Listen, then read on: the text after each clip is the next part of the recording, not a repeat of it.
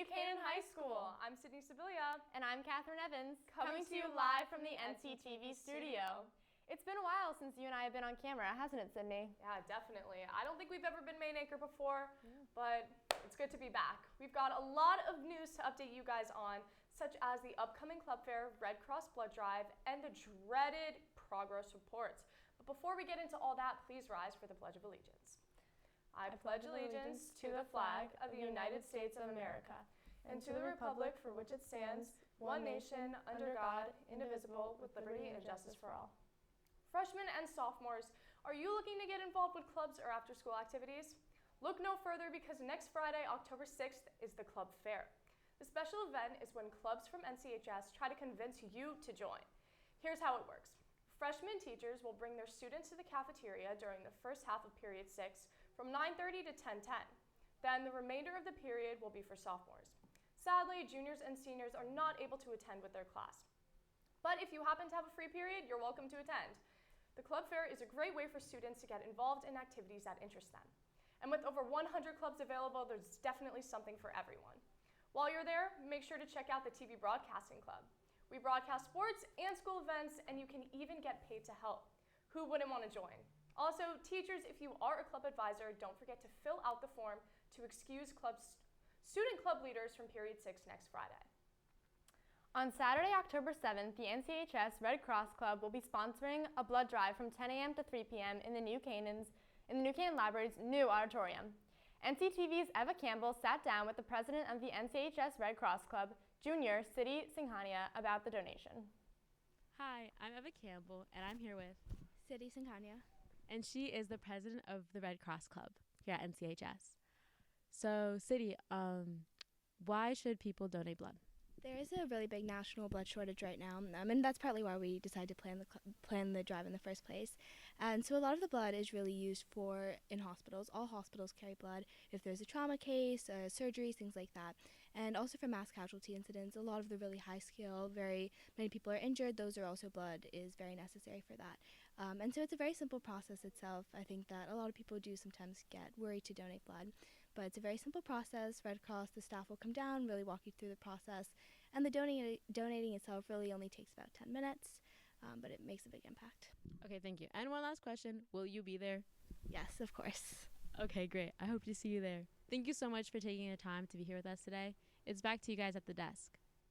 If you'd like to donate blood, go to redcrossblood.org and input your zip code or the sponsor code New Canaan Lib and choose the New Canaan Library location and pick a time slot. Keep in mind you will need to create a Red Cross account, but it is a quick process.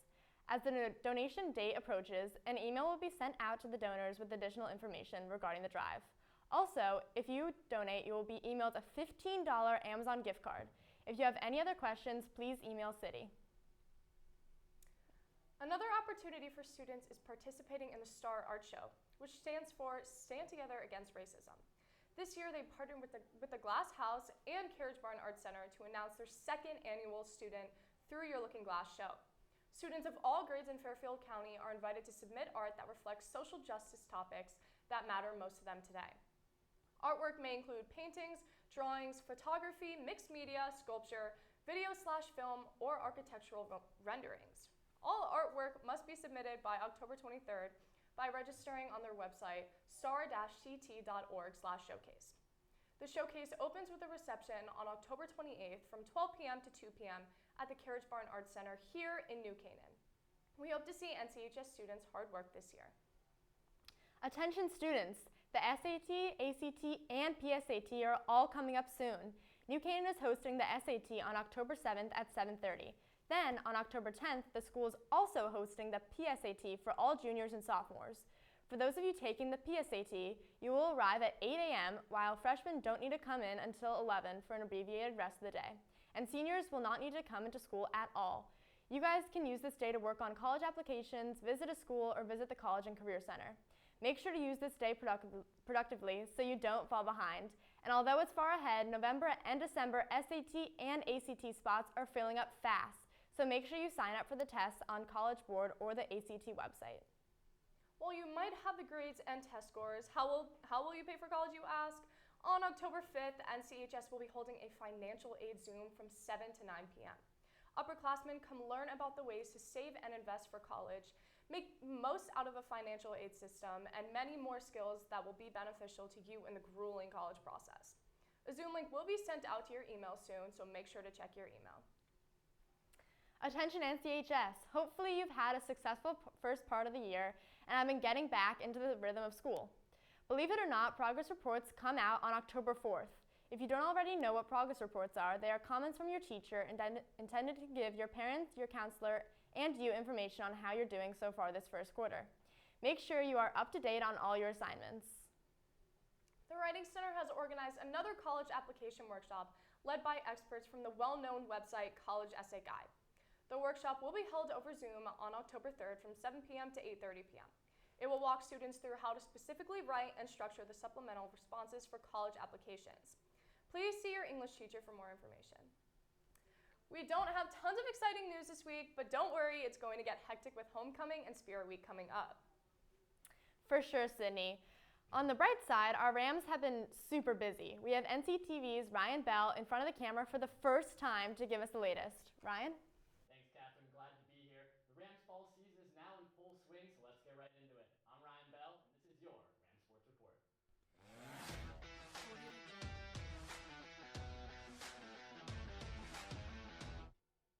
After suffering a tough defeat to Shelton, football bounced back and shut out Ward 47-0. Last Saturday, the boys took on a tough 2-0 Windsor opponent in the pouring rain. Let's roll the tape.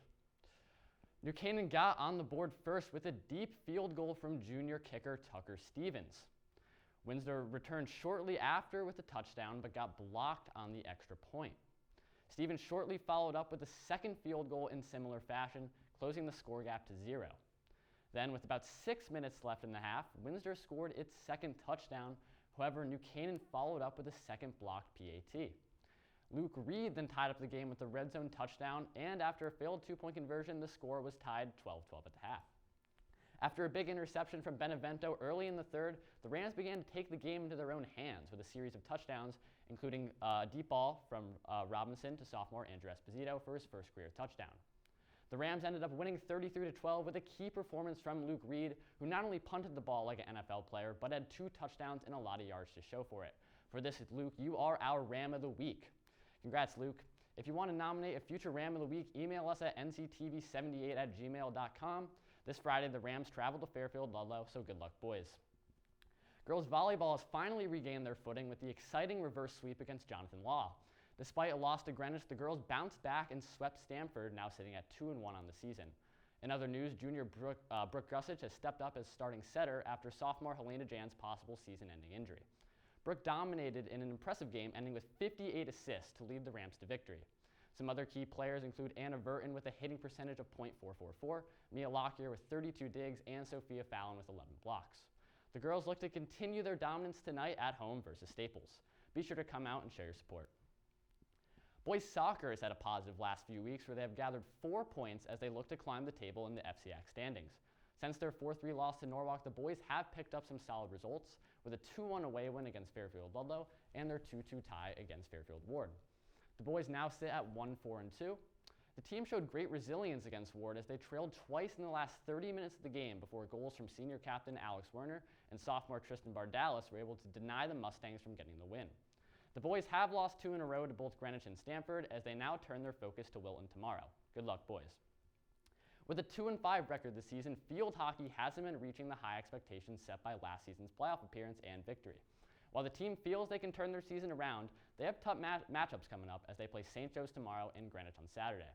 The Rams' goal of reaching the playoffs are slipping away as they've already reached their loss total from the previous season. After yesterday's win against Danbury, the girls look to continue their hot streak tomorrow versus St. Joe's. Good luck, girls. Boys cross country has been on a roll to start the season, winning every meet they've been in so far. The boys were supposed to face Staples, Trumbull, and West Hill yesterday, but the meet was postponed until today. Because of this, their most recent meet was the Winding Trails Invitational, where varsity won the whole meet in dominant fashion. Looking ahead, they will be staying at home next Tuesday, facing St. Joe's, Stanford, and Greenwich.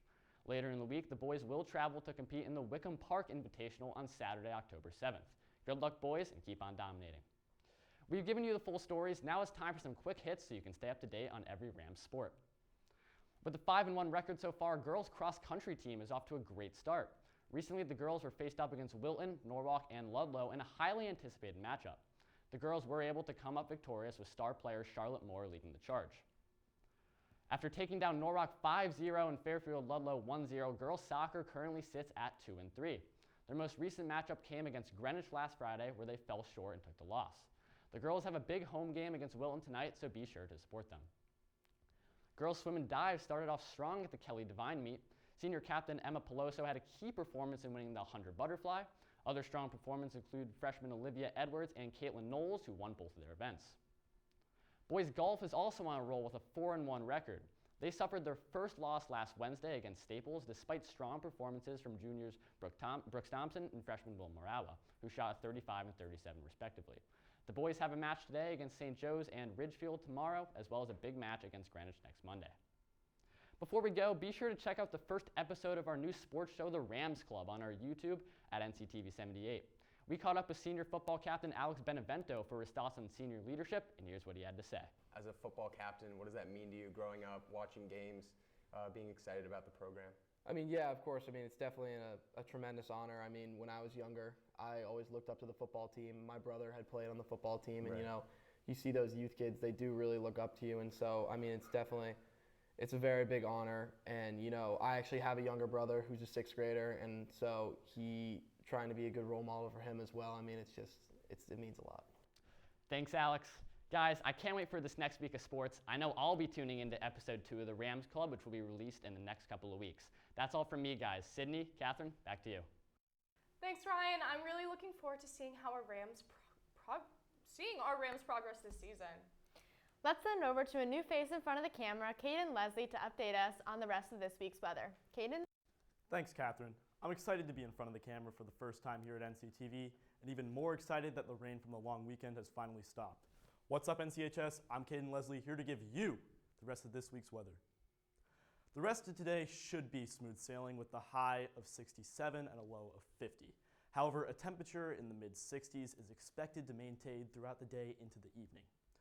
Thursday will be almost identical with a high of 66 and a low of 56.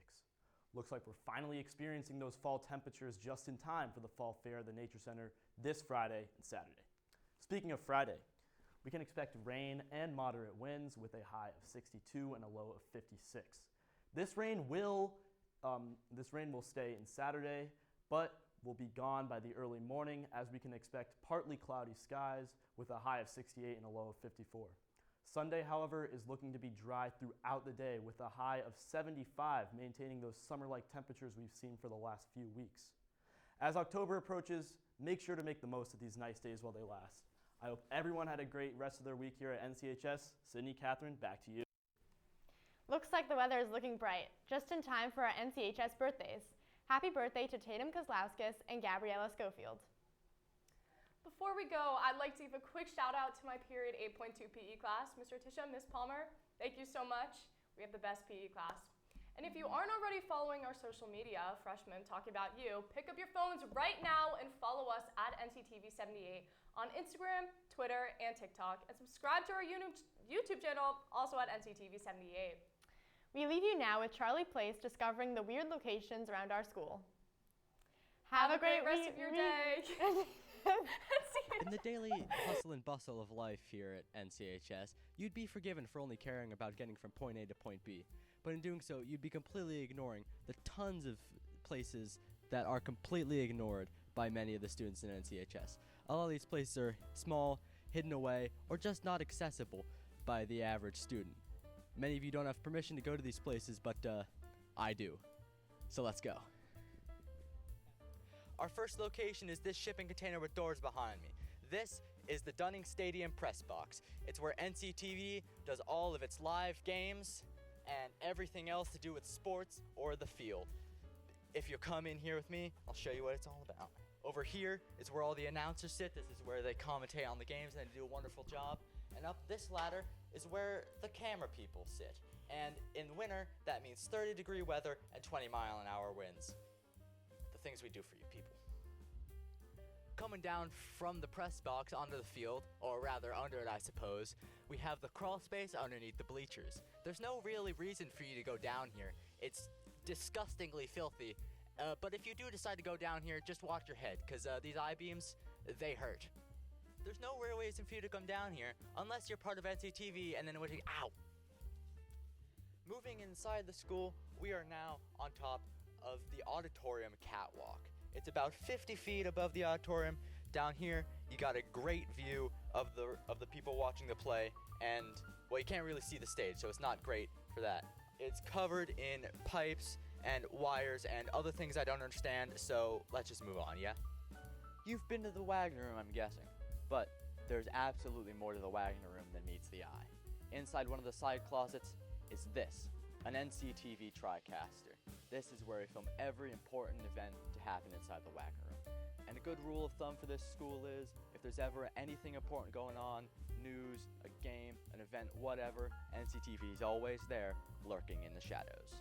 You probably know the teachers don't just live in their classrooms, but where do they go when they're not in there? Well, they go to one of these. These are the department offices. There's one for almost every department except for science. They got a bum deal. This one is for social studies. And then up next we have math, English, and world language. And that's that. Now, it should go without saying, but don't go to any of these places without express permission. I had to email a lot of people to try and get this done, and most of these places are locked anyway, and if you're trying to get into a place that's locked and you don't have the key, maybe you shouldn't be trying to get in there. Anyway, that's it for me, NCHS. Have a great rest of the week.